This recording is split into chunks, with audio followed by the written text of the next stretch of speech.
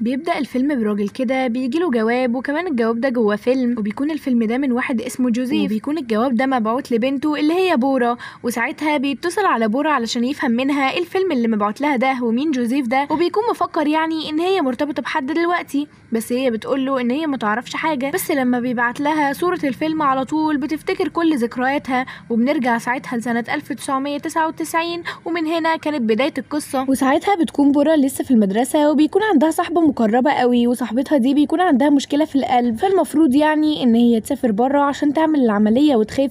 بس صاحبتها ساعتها بتحكي لها ان هي حبت واحد، والواحد ده شافته في محل باباها لما كان جاي يشتري هدوم للمدرسة، واللي من الواضح كده انه طالب جديد منقول لمدرستها برضه، وبتكون مش عاوزة تسافر علشان تفضل معاه. فبورا ساعتها بتتريق عليها وبتقول لها ما انتي اعجبتي بناس كتيرة قبل كده، جت على ده يعني؟ فبتقول لها لا، وكمان بتقول لها ان هو ساعدها لما اتعورت في المحل، وان هي شافت اسمه اللي مكتوب على الجاكيت بتاعه وكان اسمه بيك. فساعتها بورا بتقول لها ان هي لازم تروح علشان تتعالج، وبتعمل اكونتين على البريد الالكتروني، واحد ليها وواحد لصاحبتها، وبتقول لها انها هتراقب بيك دوت وهتعرف عنه كل حاجه. وبنيجي بقى لاول يوم مدرسه في السنه الجديده يعني، واللي بتكون بورا صاحيه من بدري ومظبطه نفسها على الاخر علشان تبدا بقى مهمتها من الاول وتعرف كل حاجه عن بيك، واهلها بيكونوا مستغربين جدا منها لان دي مش طبيعتها اصلا. المهم يعني بتروح مع انها نزلت بدري، بس الباص فاتها برضه، فضلت تجري وراه لحد ما وقف الحمد لله. بس لما ركبته لقيته زحمه جدا، وكمان السواق عمال يخليها تتخبط في اللي رايح واللي جاي. ساعتها في واحد كده بيعرض عليها يعني ان هي تقعد مكانه، والواحد دوت بيطلع هو نفسه بيك، وبتكون مبسوطه جدا لانها لقيته بسهوله، وكده هتقدر تجمع معلومات عنه، وبما انهم في نفس المدرسه. بس ساعتها المدرسه ديت ما كانتش يعني البنات والولاد في نفس الفصل، فكانت دايما بتشوفه يعني في وقت الغداء، وكانت بتبدا تجمع عنه معلومات كتير علشان تبعتها لصاحبتها، زي مثلا طوله، بيحب ايه، ومين صحابه، وكل الكلام ده. وكان عنده صاحب دايما بيمشي معاه اللي هو ون، وعرفت بالصدفه وهي بتتصنت عليهم في مكتب الممرضه ان هم هينضموا لنادي الاذاعه، فقررت ان هي كمان هتخش النادي ده علشان تقرب لبيك اكتر. وفعلا بتروح عشان تعمل الاختبار يعني بتاع نادي الاذاعه،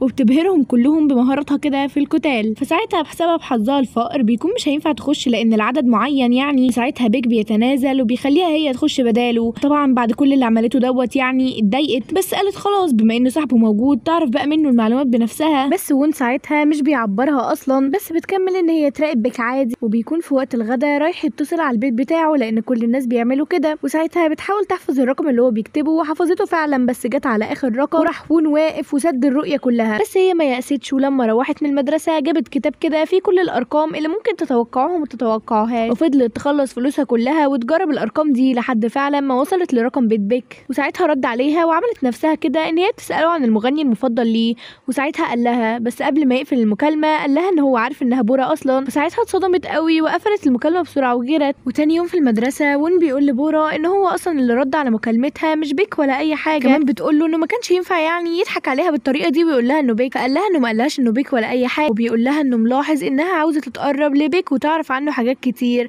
فهو ممكن يساعدها بس بشرط واحد، والشرط ده بيكون انها تجيب له فيلم من الافلام اللي عند باباها، لان باباها صاحب كده محل تأجير افلام يعني. وتاني يوم في المدرسه بتبقى فضحتها فضيحه، لان المدرس في اليوم ده بيكون عامل تفتيش يعني لشنط البنات عشان لو جايبين ميك اب او كده، بيلاقيها جايبه الفيلم المهبب ده، فطبعا بتتعاقب بيه في نص المدرسه وبتبقى فرجه. وساعتها وهي متعاقبه ون بيجي ياخد منها الفيلم بكل برود، ومش بيقول لها حاجه حتى، بيمشي وبيسيبها. المهم يعني انه في نفس اليوم بالليل شكل كده ون حس ان هو لازم يديها خدمه مقابل اللي حصل الصبح ده، فجاه هو وبيك للمحل بتاعها علشان يأجروا فيلم. وساعتها قال لبيك انه يكتب رقم جهاز النداء بتاعه، ودوت كان شبه الموبايل ساعتها. فبورا ما صدقت، اول ما خدت رقم جهاز النداء دوت على طول اديته لصاحبتها، وصاحبتها بدأت تبعت له اغاني رومانسيه وحاجات، وهو مش عارف اصلا مين اللي بيبعت له لان هي ما عرفتوش. وبنيجي بعد كده اليوم كان عندهم في رحله كلهم، وساعتها بيبان كده ان بورا وون بقوا قريبين لبعض قوي. وون كمان بيعرفها انه بيحب التصوير جدا، وان ديت اكتر حاجه بيحب يعملها كهوايه عنده يعني، وساعتها اصلا ما بتكونش مهتمه بيه وعماله تكتب عن بيك، وهو بياخد باله ساعتها فبيحاول يخليها تعمل حاجه تانية، فبيعلمها ازاي يعني تصور بالكاميرا، بتحس فعلا ان الموضوع ممتع وحلو. في اخر اليوم بقى بتكون بورا واصحابها بيلعبوا في ملاهي كده، وبيعرفوا ان وون وبيك عملوا خناقه كبيره جدا مع شخص كده معروف انه بتاع مشاكل وكمان زعيم عصابه، فعلا بيكون بيتخانق معاهم وبيكون هيضرب كمان ازازه كده في راس وون. بس بورا بتيجي على اخر لحظه وبتستخدم الفنون القتاليه بتاعتها وبتضرب الازازه دي، وبيكونوا لسه هيهجموا عليها، بس وون بيشد ايدها وبيجري، فساعتها بتشد بيك معاهم عشان يعني ما تسيبهوش مرمي هناك. فعلا بيقدروا يهربوا من العصابه ديت بسبب يعني ان البوليس كان موجود، وساعتها مش هيقدروا العصابه دي يقربوا لهم. وبعد ما العصابه ودي بتمشي بورا بتاخد بالها انها ماسكه ايدهم هما الاتنين، فبتتخض جامد وبتقوم بسرعه وبتزعق لبيك كمان وبتقول له انه ما كانش ينفع يتخانق مع عصابه خطيره زي دي، وبتقول له انه كان ممكن يتأذي. بس هما ساعتها بيقولوا لها ان رجلها هي اللي اتأذت. فعلا بتروح على المستشفى وبتجبس رجلها هناك. ساعتها باباها بيكون عارف كمان بموضوع الخناقه اللي هي عملتها دي. وتاني يوم في المدرسه بيك بيروح لها بالموتوسيكل عشان ياخدها بما ان رجلها اتجبست، وفعلا بتوافق وبتروح معاه. بس هو اصلا بيكون لسه شريك جديد ومش عارف يسوقه ولا عارف يحود يمين ولا شمال، فبيفضل ماشي في طريق كده هو اصلا مش عارف ايه الطريق ده. وبعد كده بورا بتحس ان بيك اصلا بدأ يعجب بيها، وبعد كده بيروحوا هما الاتنين على مطعم علشان يعني يعزمها على الاكل بما انهم طول اليوم بيلفوا مش عارفين يروحوا بسبب الموتوسيكل ده. والمطعم دوت كان نفسه اللي وون شغال فيه. وهم قاعدين بياكلوا لما بتتاكد ان بيك بيحبها خلاص بتبدا تحاول تعمل حاجات معفنه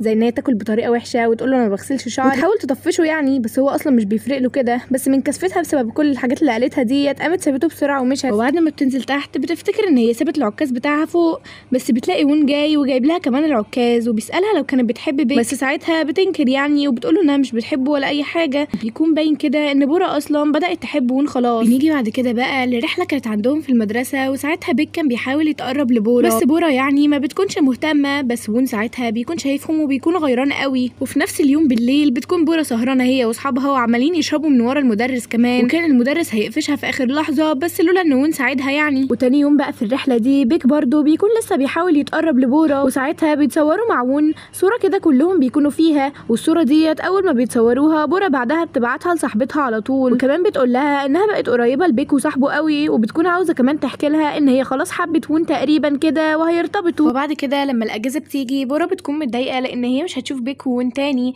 بس بتكتشف ان وون دلوقتي شغال في محل الايس كريم اللي قدام محل باباها بالظبط، ده معناها ان هي ممكن تشوفه كل يوم عادي. في نفس اليوم ده بالليل وهي بتلعب مع اخوها بتشوف وون في شارعها، وساعتها مامتها وباباها كمان بيسلموا عليه يعني وبيعرفوا ان زميلها في المدرسه، وبيكون جايب لهم معاه وهو جاي ايس كريم وبيقعدوا كلهم ياكلوا مع بعض، وبيعرفها ان هو كمان عنده اخ صغير بس اخوه ده عايش في نيوزيلندا. وساعتها بيكون اخدها كده المكان في شجره برقوق، وبيحكي لها ان مامته وباباه كانوا اصلا عايشين في كوريا بس سافروا لنيوزيلندا وهم صغيرين، بس لما اتطلقوا هو رجع مع باباه لكوريا واخوه لسه مع مامته في نيوزيلندا، فعشان كده هو مش بيشوفه. كمان بياكلها من شجره البرقوق دي وبيعرفها ان هو زرعها مع باباه وهو صغير، وبتكون فرحانه قوي. وبعد كده وين بيوصلها لبيتها، وساعتها بورا بتتجرأ وتطلب منه ان هو يروح يعني يتفرج معاها على فيلم، فبيفضل ساكت كده وبيكون باين انه رفضها، بس بيعترف لها ان هو معجب بيها في الوقت دوت، وكمان بيوافق انه يروح معاها يتفرج على الفيلم. فبتكون بورا مبسوطه جدا وكمان مش عارفه تنام من كتر التفكير الليله دي. بتبعت لصاحبتها على البريد الالكتروني وبتقول لها انها وقعت في حب وون، ومن الواضح كده ان هو كمان بيحبها قوي. وتاني يوم بيك بيقابل بورا وبيعزمها في محل الايس كريم اللي وون شغال فيه،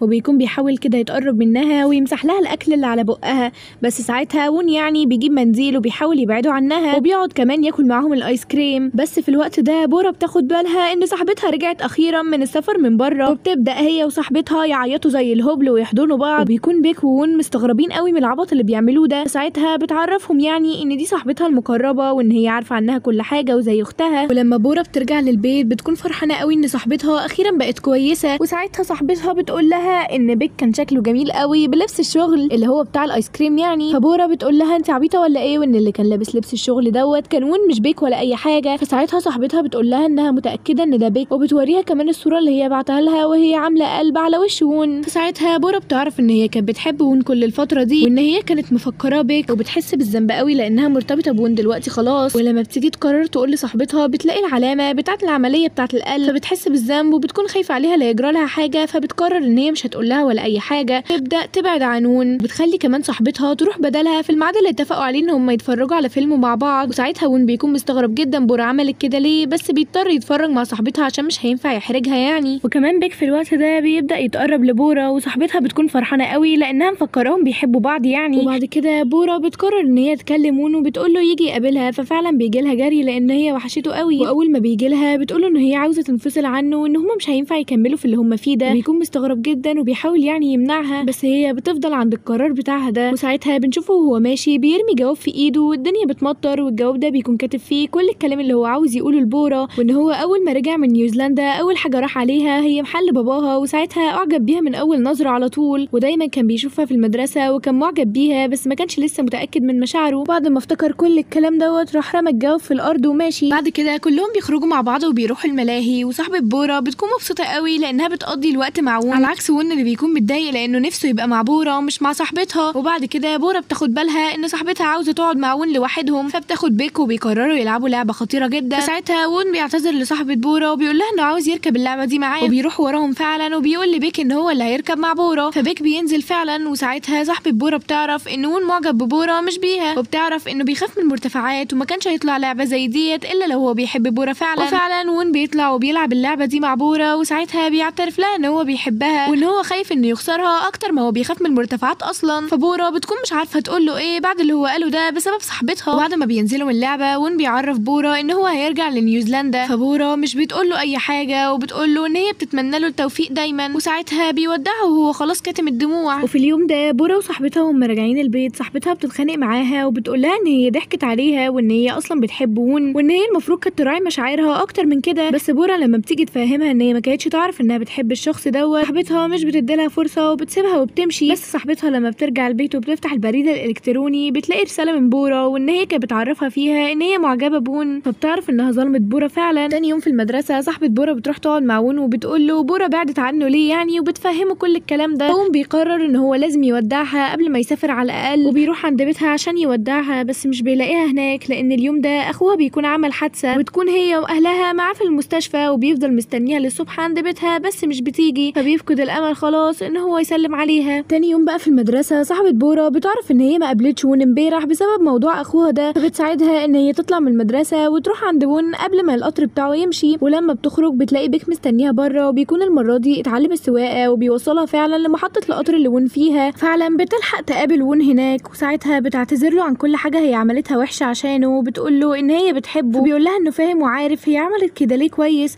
وانه بيشكرها على كل حاجه حلوه عملتها في حياته وان هو بيحبها. وساعتها بيحضنها وبيقول لها تستناه لحد ما يرجع. واول ما بيركب القطر بينهار وبيبدا يعيط لانه اصلا بيكون كاتم دموعه علشان ما يعيطش قدام بورا لان هي اصلا متضايقه وهو مش عاوز يزود عليها. ومن ساعه ما وون سافر بورا كملت حياتها عادي مع صاحبتها وبيك، وبقوا هما الثلاثه قريبين قوي لبعض، وكانت دايما على تواصل مع وون عن طريق البريد الالكتروني. بس جت عليه فتره ما عادش بيكلمها خالص وكل اخباره اتقطعت، وكل ما تحاول توصل له مش بتعرف. وفضل كده كتير لدرجه ان هي اتخرجت من ثانوي ودخلت جامعه، وكمان كانت مع صاحبتها في نفس الجامعه يعني، وبرده لسه ما تعرفش اي حاجه عن وون، فقررت ان هي هتنساه خلاص. بس وهي في جامعه بتروح ديت، وفي الديت دوت الولد بيكون اسمه وون برده، فساعتها بتفتكر وون وبتبدا تعيط، وهو بيكون بيحاول يهديها لانها فضحته في المكان يعني، كمان مش بيكون فاهم اصلا سبب العياط يعني. بس بعدها بورا بتخرج وبتتصل على رقم وون وبتزعق له وبتقول له ان هي مش عايزه تعرفه تاني وخلاص قررت تنهي علاقتها معاه. ومن هنا بتكون خلاص بورا قررت تنسى وون نهائي. وبنيجي بقى بعد كده للوقت الحاضر، واللي بورا بتروح عند محل باباها عشان تشوف ايه الجواب اللي جالها ده وفيلم ايه، فبتلاقي ان هي دعوه لمعرض فنون، فما بتكونش فاهمه معرض ايه ده بس بتقرر ان هي تروح. ولما بتروح هناك بتلاقي كده صوره لشجره البرقوق اللي وون خدها هناك عندها، وبتلاقي مكتوب تحت اسم وون وتاريخ ميلاده، بس بتتصدم